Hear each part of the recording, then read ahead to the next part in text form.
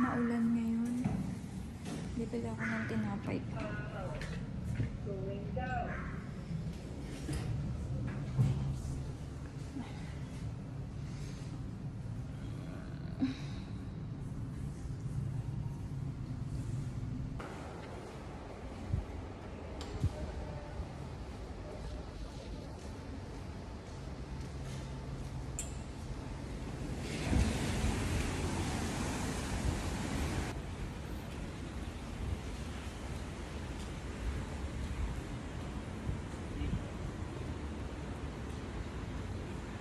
Hindi na ako nagdala ng payong kasi dyan naman ako dadaan sa mall. Buti na lang at wala si sir at ang alaga ko dito sa Hong Kong ngayon.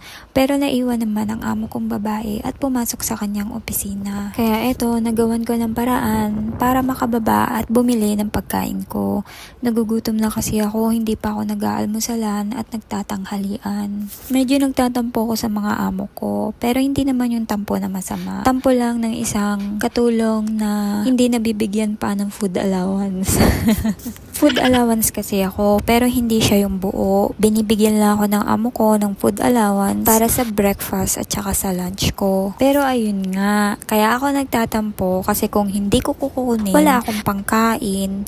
Although binibigyan naman ako ng pagkain ng amo ko, pero iba pa rin kasi yung kusa nilang maaalala yung obligasyon nila sa ating mga katulong.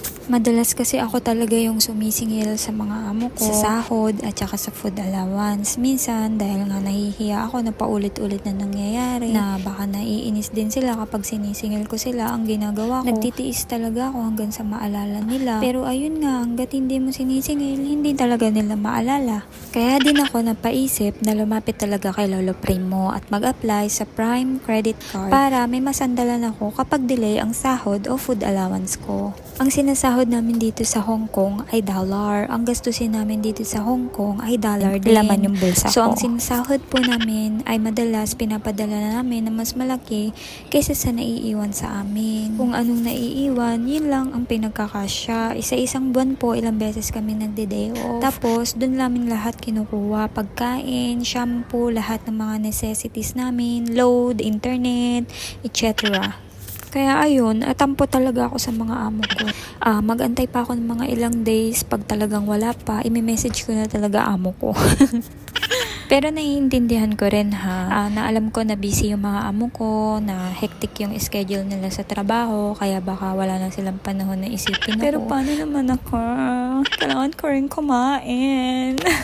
Mabait naman ang mga amo ko. May mga semplang na onte, pero mabait din yung mga amo ko talaga. Maluwag sa oras, diba? Tapos, hindi naman ganun kabigat din naman yung trabaho ko. At saka kapag wala pa yung food allowance ko, kahit paano, nagbibigay sila sa akin ng unting pagkain. Sasabihin ako na magluto ako ng gulay sa fridge, parang ganun. Pero kahit na, nagtatampo pa rin ako. As in, nagtampo ako talaga. Nagtatampo talaga ako. As in, nagtatampo ako.